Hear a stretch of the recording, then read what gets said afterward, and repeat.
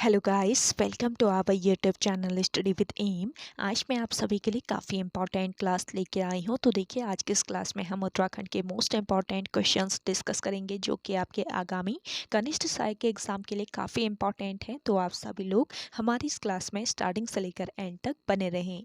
तो चलिए, आज के इस क्लास को हम स्टार्ट करते हैं। स्टार्ट करने से पहले जिन लोगों ने अभी तक हमारे YouTube channel study with M को सब्सक्राइब नहीं किया है वो सब्सक्राइब कर लें। साथ ही साथ बगल में जो बेल आइकन दिख रहा है इसे भी प्रेस कर लें ताकि हम कोई भी वीडियो डालते हैं तो उसका नोटिफिकेशन आपके पास जल्द से जल्द पहुंच जाए। आप सभी लोग हमारे टेलीग्राम चैनल को भी ज्वाइन कर सकते हैं। ये भी स्टडी विद एम के नाम से ही बना हुआ है और टेलीग्राम चैनल पर रात को 8 बजे क्विज का भी आयोजन किया जाता है। काफ़ी इंपॉर्टेंट क्वेश्चन आपको क्विज के रूप में दिए जा रहे हैं, तो आप कोई ज्वाइन कर सकते हैं। तो चलिए, आज के इस सेशन को हम स्टार्ट करते हैं और इस सेशन का पहला क्वेश्चन है, उत्तराखंड के प्रथम मुख्यमंत्री कौन थे? तो देखिए, उत्तराखंड के प्रथम मुख्यमंत्री थे नित्यानंद स्वामी और 9 नवंबर 2000 को श्री नित्यानंद स्वामी राज्य के प्रथम मुख्यमंत्री बने। और देखिए, मुख्यमंत्री की नियुक्ति किसके द्वारा की जाती है ये भी पूछा जा सकता है। तो राज्यपाल संविधान के आर्टिकल 164 के तहत मुख्यमंत्री की नियुक्ति करता है। ध्यान दीजिएगा, इंपॉर्टेंट पॉइंट है। राज्यपाल संविधान के अनुच्छेद 164 के तहत मुख्यमंत्री की नियुक्ति करता है। और आप सभी लोगों से एक क्वेश्चन और पूछा जा सकता है कि राज्य के प्रथम महाधिवक्ता कौन थे? तो आपको याद रखना है, राज्य के प्रथम महाधिवक्ता थे ललिता प्रसाद नैथानी। ललिता प्रसाद नैथानी राज्य के प्रथम महाधिवक्ता थे। अगला क्वेश्चन देखेंगे, उत्तराखंड के प्रथम एडवोकेट जनरल के रूप में किसे नियुक्त किया गया था? उत्तराखंड के प्रथम एडवोकेट जनरल के रूप में नियुक्त किया गया था सुधांशु धुलिया को। अगला क्वेश्चन देखेंगे, उत्तराखंड उच्च न्यायालय के प्रथम रजिस्ट्रार जनरल के रूप में किसे नियुक्त किया गया था? तो देखिए, उत्तराखंड उच्च न्यायालय के प्रथम रजिस्ट्रार जनरल के रूप में नियुक्त किया गया था GCS रावत को। देखिए, संविधान के आर्टिकल 214, संविधान के अनुच्छेद 214 के तहत प्रत्येक राज्य में एक उच्च न्यायालय होगा, ये प्रावधान किया गया है। और 9 नवंबर 2000 को देश का 20वां उच्च न्यायालय का गठन कहाँ पर किया गया? नैनीताल में किया गया। और उत्तराखंड उच्च न्यायालय के प्रथम मुख्य न्यायाधीश कौन थे? ये भी आपको पता रहना चाहिए। उत्तराखंड उच्च न्यायालय के प्रथम मुख्य न्यायाधीश अशोक अभ्यंकर देसाई थे। इंपॉर्टेंट क्वेश्चन है। अगला क्वेश्चन देखेंगे,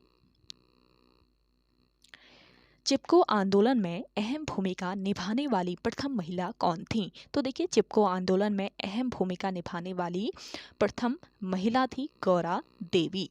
और गौरा देवी चमोली के रैणी गांव में 1974 में हुए चिपको आंदोलन की सूत्रकर्ता थी और इन्हें वर्ष 1986 में गौरा देवी को वर्ष 1986 में वृक्ष मित्र पुरस्कार से सम्मानित किया गया। अगला क्वेश्चन है, चिपको आंदोलन का प्रमुख उद्देश्य क्या था? तो देखिए, चिपको आंदोलन जो हुआ था इसका प्रमुख उद्देश्य था पेड़ों के अंधाधुंध कटान को रोकना। अगला क्वेश्चन है, चिपको आंदोलन के प्रणेता कौन थे? तो चिपको आंदोलन के प्रणेता थे सुंदर लाल बहुगुणा। अगला क्वेश्चन देखेंगे, उत्तराखंड में मैती आंदोलन का उद्देश्य क्या था? मोस्ट इंपॉर्टेंट क्वेश्चन है। पहले मैती आंदोलन से रिलेट करके आपसे आयोग के द्वारा क्वेश्चन पूछा जा चुका है, तो इस क्वेश्चन को बहुत ध्यान से पढ़िएगा आप सभी लोग। हो सकता है दोबारा आपसे रिपीट कर लिया जाए क्वेश्चन।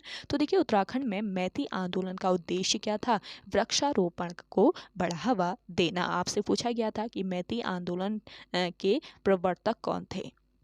तो देखिए, मैती आंदोलन 1996 में शुरू हुआ था, ये ध्यान रखेंगे। कहाँ पर इसकी शुरुआत की गई थी आप कमेंट करके बताइएगा कमेंट सेक्शन में, अगर आप सभी को आंसर आ रहा है। तो देखिए, मैती आंदोलन 1996 में शुरू हुआ और इस आंदोलन के प्रवर्तक ग्वालदम इंटर कॉलेज के शिक्षक कल्याण सिंह रावत थे। कल्याण सिंह रावत मैती आंदोलन के प्रवर्तक थे, ये आपको याद रखना है। पहले ये पॉइंट आपसे पूछा जा चुका है आयोग के द्वारा कि मैती आंदोलन के प्रवर्तक कौन थे। तो मैती आंदोलन वर्ष 1996 में शुरू हुआ और इस आंदोलन के प्रवर्तक प्रवर्तक ग्वालदम इंटर कॉलेज के शिक्षक कल्याण सिंह रावत थे।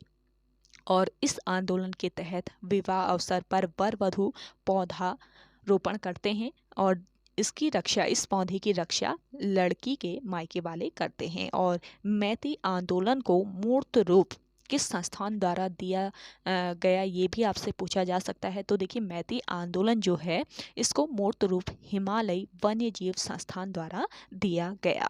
अगला क्वेश्चन देखेंगे,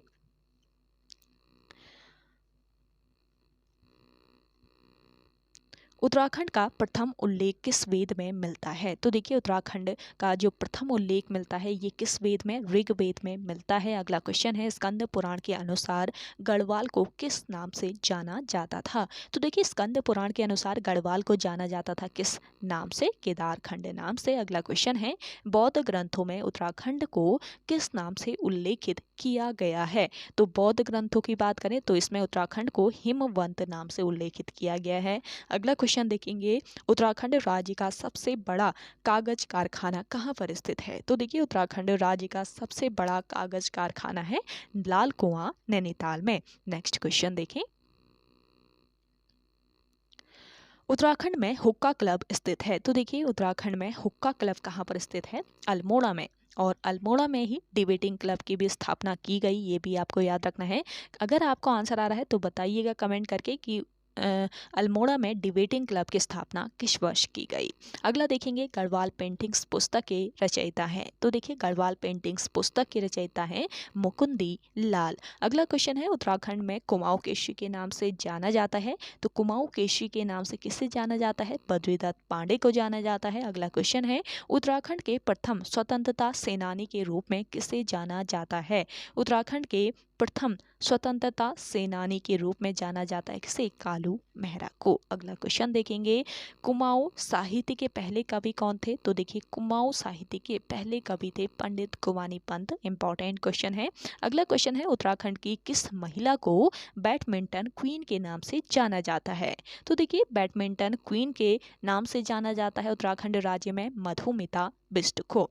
और मधुमिता बिष्ट जो हैं ये राज्य की बैडमिंटन खिलाड़ी हैं। इन्हें वर्ष 1982 में अर्जुन पुरस्कार से सम्मानित किया गया और वर्ष 2006 में इन्हें पद्मश्री अवार्ड से सम्मानित किया गया। अगला क्वेश्चन देखेंगे, उत्तराखंड के किस शहर को पहाड़ों की रानी नाम से जाना जाता है? तो देखिए, पहाड़ों की रानी नाम से किस शहर को जाना जाता है? उत्तराखंड राज्य के मसूरी शहर को।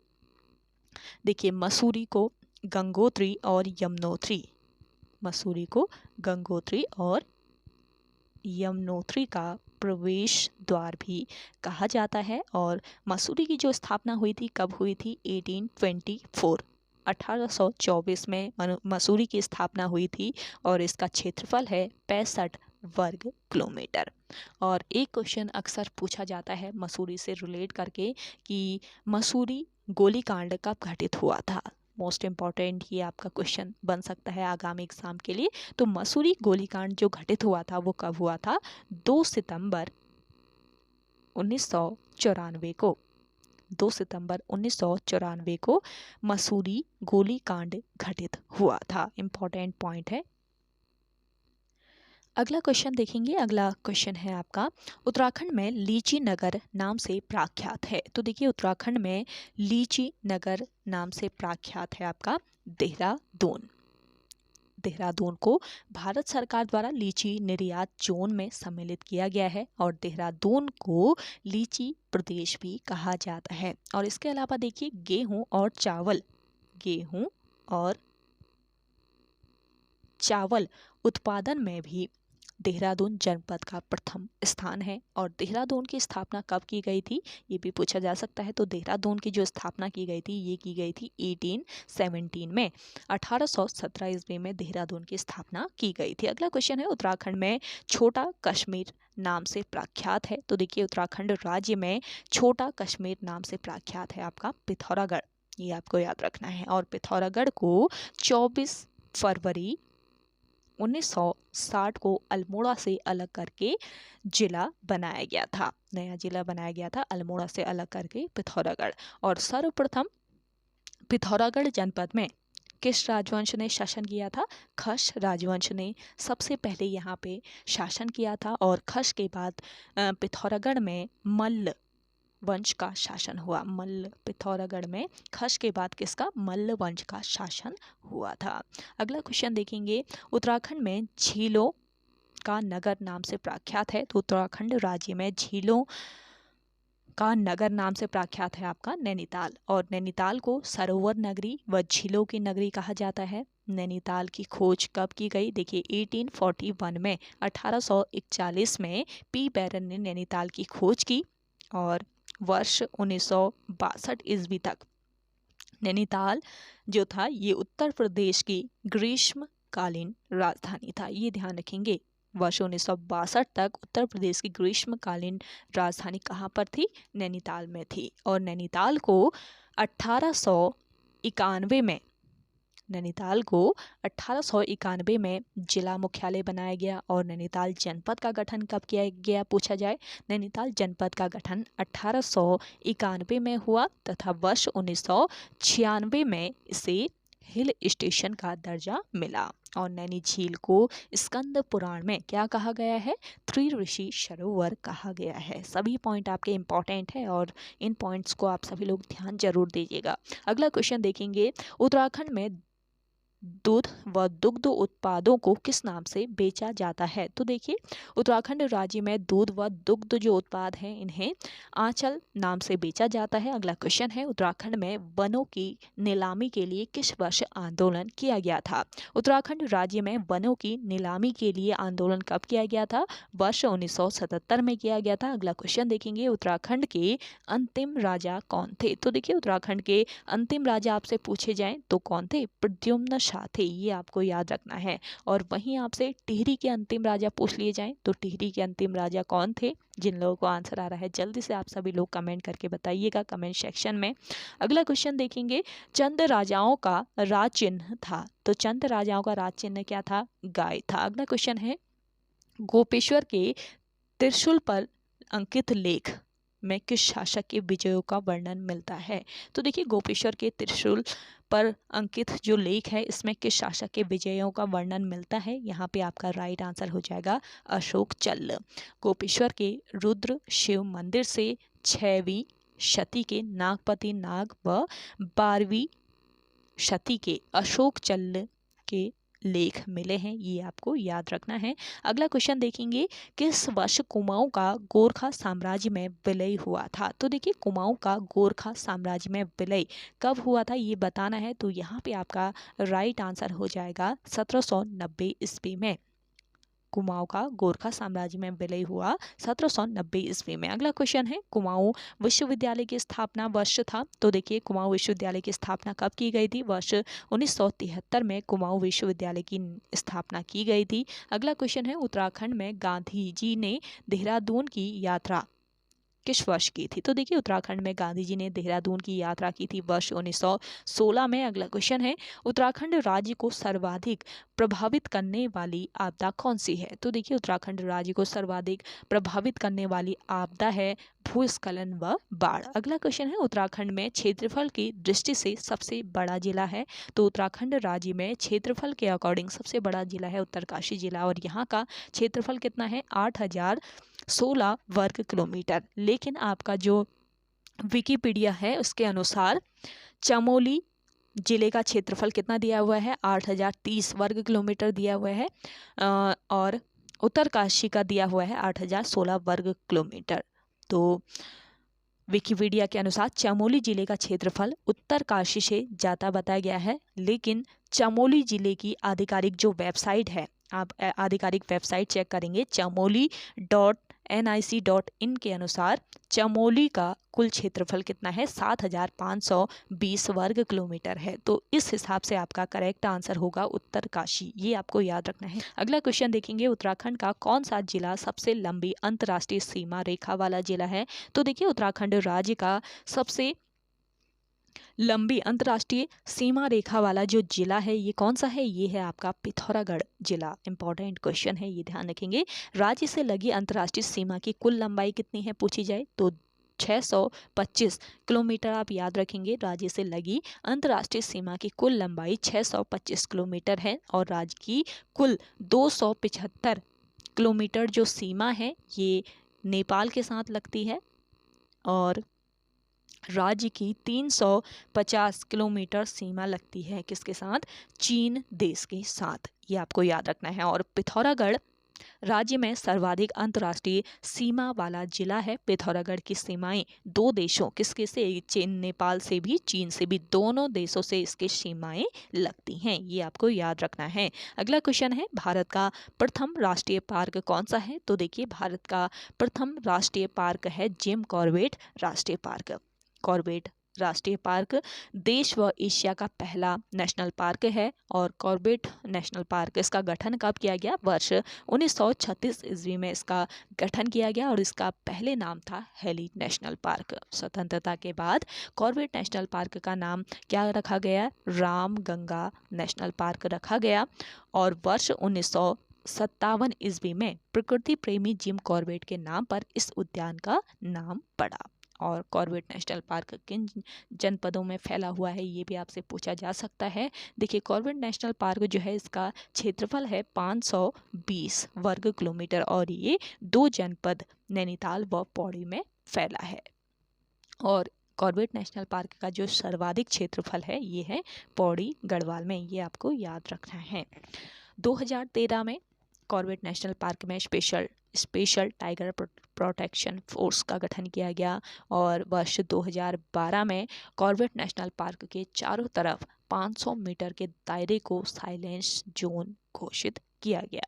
और देखिए, कॉर्बेट नेशनल पार्क नवंबर 1973 को देश का पहला टाइगर रिजर्व बना। ये भी आप याद रखेंगे। सभी आपके इंपॉर्टेंट पॉइंट है। अगला क्वेश्चन देखेंगे, कॉर्बेट नेशनल पार्क की स्थापना कब की गई थी? तो की स्थापना की गई थी वर्ष 1936 ईस्वी में। ये ध्यान रखेंगे, इसका गठन वर्ष 1936 में किया गया था। अगला क्वेश्चन है, विनियोग माउंटेन क्लेव वन्य जीव विहार कहाँ पर स्थित है? देखिए, विनियोग माउंटेन क्लेव वन्य जीव विहार ये कहाँ पर स्थित है? आपका देहरादून में।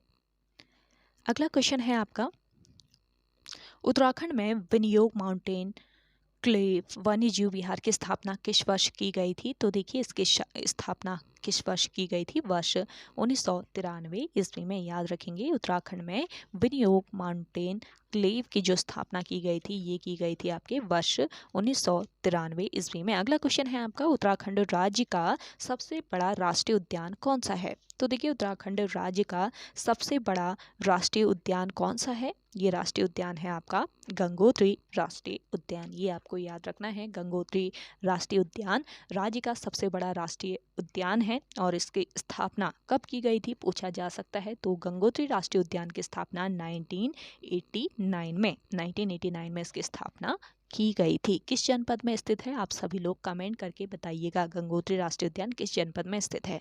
अगला देखेंगे, गंगोत्री राष्ट्रीय उद्यान कितने वर्ग किलोमीटर में फैला हुआ है? तो देखिए, यहाँ पे आपका आंसर रॉन्ग दिया हुआ है। गंगोत्री राष्ट्रीय उद्यान जो है इसका क्षेत्रफल कितना है? कितने वर्ग किलोमीटर क्षेत्रफल में ये फैला हुआ है? 2390 वर्ग किलोमीटर क्षेत्रफल में। ये आपको याद रखना है। गंगोत्री राष्ट्रीय उद्यान राज्य का सबसे बड़ा राष्ट्रीय उद्यान है जिसका क्षेत्रफल कितना है? 2390 वर्ग किलोमीटर। अगला क्वेश्चन देखेंगे, हजरत अलाउद्दीन अहमद शाबिर की दरगाह कहाँ स्थित है? तो देखिए, हजरत अलाउद्दीन अहमद शाबिर की जो दरगाह है ये कहाँ पर स्थित है? पुराने कलियर रुड़की में। अगला क्वेश्चन है, उत्तराखंड में सबसे ऊंचा बांध कौन सा है? उत्तराखंड राज्य का सबसे ऊंचा जो बांध है ये कौन सा बांध है? ये है आपका टिहरी बांध। ये आपको याद रखना है। टिहरी बांध उत्तराखंड राज्य का सबसे ऊंचा बांध है। और देखिए, टिहरी बांध बनाने की जो स्वीकृति है ये योजना आयोग के द्वारा कब दी गई थी? वर्ष 1972 में टिहरी बांध बनाने की स्वीकृति योजना आयोग द्वारा दी गई और टिहरी बांध जो है ये भागीरथी और भिलंगना नदियों के संगम पर बना हुआ है और टिहरी बांध एशिया का सबसे ऊंचा व दुनिया का चौथा सबसे ऊंचा बांध है और इसकी ऊंचाई कितनी है? 260.5 मीटर। 260.5 मीटर इसकी ऊंचाई है। टिहरी बांध का कार्य वर्ष 1978 ईस्वी में उत्तर प्रदेश सिंचाई विभाग ने प्रारंभ किया था और इस परियोजना को, टिहरी परियोजना को, राष्ट्र के गांव की संज्ञा दी गई है। ये ध्यान रखेंगे। इसका स्थानीय नाम क्या है टिहरी बांध का, ये आप कमेंट करके बताइएगा। कमेंट सेक्शन में जल्दी से कमेंट करके बताएं स्थानीय नाम क्या है टिहरी बांध का। अगला क्वेश्चन देखेंगे, उत्तराखंड में उत्यासु बांध परियोजना किस नदी पर स्थित है? तो देखिए, उत्यासु बांध परियोजना की बात करें तो ये है आपके अलकनंदा नदी पर। अगला क्वेश्चन है, इचारी बांध परियोजना किस नदी पर स्थित है? इचारी बांध परियोजना है टोंस नदी पर। अगला क्वेश्चन है आपका, उत्तराखंड में लोहारी नागपाला जल विद्युत परियोजना किस नदी पर स्थित है? लोहारी नागपाला जल विद्युत परियोजना ये स्थित है आपके किस नदी पर? भागीरथी नदी पर। ये आपको याद रखना है। अगला क्वेश्चन है, उत्तराखंड के किस शहर को गंगा द्वार के नाम से जाना जाता है? गंगा द्वार नाम से किस शहर को जाना जाता है? हरिद्वार शहर को। अगला क्वेश्चन है, उत्तराखंड का मंदिर उत्तराखंड में सबसे अधिक ऊंचाई पर स्थित है?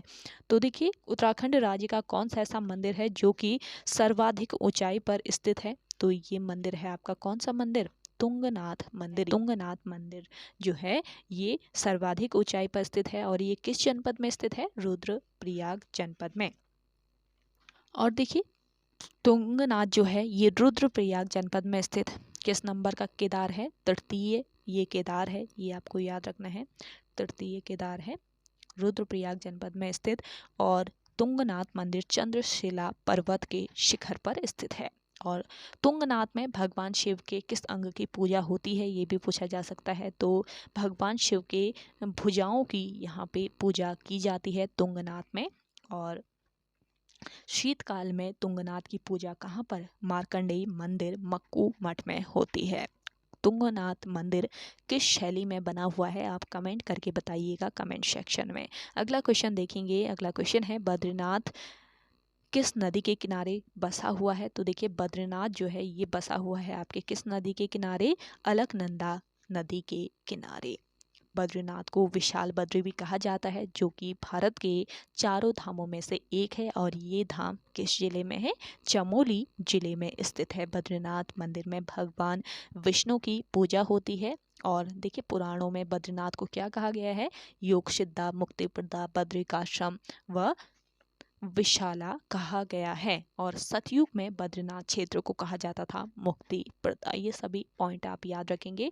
और बद्रीनाथ मंदिर अलकनंदा नदी के तट पर बसा हुआ है। अगला क्वेश्चन देखेंगे, अलकनंदा नदी का उद्गम स्थल कहाँ है? तो देखिए, अलकनंदा नदी कहाँ से निकलती है? संतोपत से। अगला क्वेश्चन है आपका, उत्तराखंड में क्षेत्रफल की दृष्टि से सबसे छोटा जिला कौन सा है? तो देखिए, उत्तराखंड राज्य में क्षेत्रफल के अकॉर्डिंग सबसे छोटा जिला है आपका चंपावत जिला। अगला क्वेश्चन है, उत्तराखंड में फूलों की घाटी, उत्तराखंड राज्य में फूलों की घाटी किस जनपद में स्थित है? तो देखिए, फूलों की जो घाटी है ये आपके कहाँ पर स्थित है?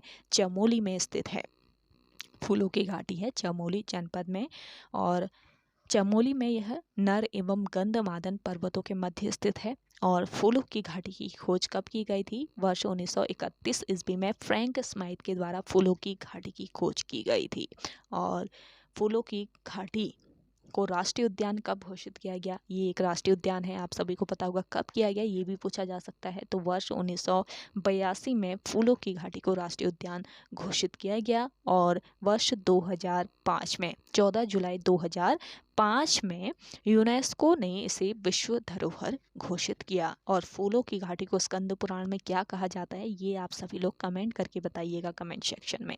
अगला क्वेश्चन है, ऋषिकेश किस नदी के किनारे बसा हुआ है? तो ऋषिकेश जो है ये आपके बसा हुआ है गंगा नदी के किनारे। अगला क्वेश्चन है, कोटेश्वर गुफा कहाँ पर स्थित है? कोटेश्वर गुफा है आपके रुद्रप्रयाग जनपद में। अगला क्वेश्चन देखेंगे, प्रसिद्ध नीलकंठ मंदिर किस जनपद में स्थित है? तो प्रसिद्ध नीलकंठ मंदिर है आपके कहाँ पर? पौड़ी गढ़वाल में। अगला क्वेश्चन है, कौशिकी देवी का मंदिर किस जनपद में स्थित है? कौशिकी देवी मंदिर है अल्मोड़ा जनपद में। आप सभी को ये सेशन पसंद आ रहा है तो जल्दी से लाइक कर लें। जिन लोगों ने अभी भी हमारे YouTube channel study with M को सब्सक्राइब नहीं किया है वो सब्सक्राइब कर लीजिए। और सेशन आप सभी लोग ज़्यादा से ज़्यादा शेयर कीजिएगा अपने दोस्तों के साथ, अपने व्हाट्सएप ग्रुप्स में। चलिए अगला क्वेश्चन देखते हैं, उत्तराखंड राज्य के प्रथम राज्यपाल कौन थे? तो उत्तराखंड राज्य के प्रथम राज्यपाल थे सुरजीत सिंह बरनाला। ये आपको याद रखना है। अगला क्वेश्चन है उत्तराखंड राज्य का राजकीय फूल है। तो देखिए उत्तराखंड राज्य का राजकीय फूल क्या है? ब्रह्म कमल है। और ब्रह्म कमल का वैज्ञानिक नाम आपसे पूछा जाए तो क्या होता है इसका वैज्ञानिक नाम? सोसूरिया अविलेटा। सोसूरिया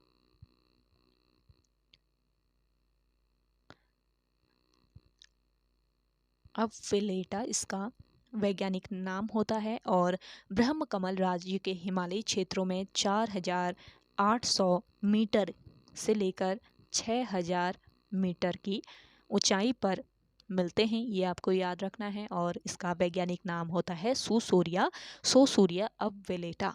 और देखिए ब्रह्म कमल की कितनी प्रजातियां राज्य में पाई जाती हैं ये भी पूछा जा सकता है। तो 24 प्रजातियां इसकी राज्य में पाई जाती हैं। और विश्व की बात करें तो विश्व में 210 प्रजातियां ब्रह्म कमल की पाई जाती हैं। और स्थानीय नाम से क्वेश्चन पूछा जाता है आयु के द्वारा। तो देखिए स्थानीय नाम इसका क्या है? कौल पदम। कौल पदम बोला जाता है इसको स्थानीय भाषा में।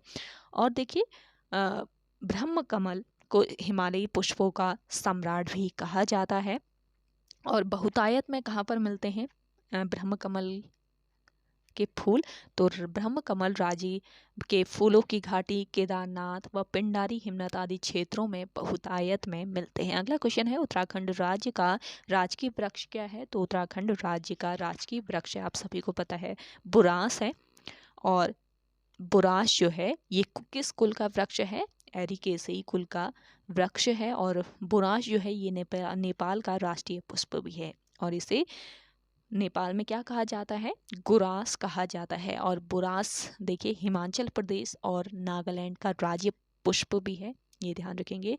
उत्तराखंड के अलावा बुरांस किन राज्यों के राज्य पुष्प हैं ये भी पूछा जा सकता है, किन राज्यों का राज्य पुष्प है? तो हिमाचल प्रदेश और नागालैंड आप सभी लोग याद रखेंगे। और भारत में बुरांस की कितनी प्रजातियां पाई जाती है? 87 प्रजातियां भारत में बुरांस की पाई जाती है। और इसका वानस्पतिक नाम क्या होता है? Rhododendron arboreum. रोडोडेंड्रोन आर्बोरियम इसका वानस्पतिक नाम होता है। अगला क्वेश्चन है उत्तराखंड राज्य का राजकीय पक्षी है। तो उत्तराखंड राज्य का राजकीय पक्षी मोनाल है, आप सभी को पता ही है। और मोनाल को हिमालय का मयूर कहा जाता है। और कितनी ऊंचाई पर मोनाल पक्षी पाया जाता है ये आप कमेंट करके बताइएगा। इसका वैज्ञानिक नाम होता है लोफोफोरस इम्पीजेनस। और ये नेपाल का राष्ट्रीय पक्षी है, ये ध्यान रखेंगे, नेपाल का ये राष्ट्रीय पक्षी है मोनाल। और स्थानीय नाम पूछा जा सकता है मोनाल का, तो मनियाल या फिर मुनाल इसका मनियाल या मुनाल इसका स्थानीय नाम है। और मोनाल के लिए भूटान में क्या कहा जाता है? मोनाल को भूटान में बुफ कहा जाता है, ये ध्यान रखेंगे। भूटान में इसको बुफ नाम से जाना जाता है, जबकि नेपाल में इसे कहा जाता है डंगन, ये याद रखेंगे। नेपाल में इसको क्या कहा जाता है? डंगन कहा जाता है। और वन्य जीव संरक्षण अधिनियम 1972 के तहत मोनाल को संरक्षित किया गया है, ये भी आपका काफ़ी इम्पॉर्टेंट पॉइंट है। अगला क्वेश्चन देखेंगे। और एक क्वेश्चन आपसे और पूछा जा सकता है मोनाल से रिलेट करके कि राज्य के वन्य जीव संरक्षण बोर्ड पहली बार राज्य के वन्य जीव संरक्षण बोर्ड ने पहली बार मोनाल की गणना कब कराई थी, ये आपसे पूछा जा सकता है। तो ये वर्ष कौन सा था? वर्ष 2008 था, इसको ध्यान रखेंगे। राज्य के वन्य जीव संरक्षण बोर्ड द्वारा पहली बार वर्ष 2008 में मोनाल की गणना कराई गई थी। अगला क्वेश्चन देखेंगे। अगला क्वेश्चन है आपका उत्तराखंड का राजकीय पशु क्या है? तो उत्तराखंड राज्य का राजकीय पशु है कस्तूरी मृग, ये ध्यान रखेंगे। कस्तूरी मृग राज्य का राजकीय पशु है। और हिमालय का मस्क डियर इसे कहा जाता है, मास्कस काइसोगास्टर इसका वैज्ञानिक नाम होता है। और कस्तूरी मृग की राज्य में 4 प्रजातियां पाई जाती हैं। अगला क्वेश्चन देखेंगे। अगला है आपका उत्तराखंड राज्य का कुल क्षेत्रफल कितना है? तो उत्तराखंड राज्य का कुल क्षेत्रफल है 53,483 वर्ग किलोमीटर। अगला क्वेश्चन है उत्तराखंड देश का कौन सा राज्य है? तो उत्तराखंड देश का है 27वां राज्य। अगला क्वेश्चन है उत्तराखंड में उच्च न्यायालय कहाँ पर स्थित है? तो उत्तराखंड में उच्च न्यायालय नैनीताल में है, ये आपको मैंने अभी बताया। अगला क्वेश्चन है, उत्तराखंड राज्य की स्थापना किस तिथि को हुई? 9 नवंबर 2000 को उत्तराखंड राज्य की स्थापना होती है। और अगला जो ये क्वेश्चन है, ये पहले आयोग के द्वारा पूछा जा चुका है, आपको ये ध्यान रखना है।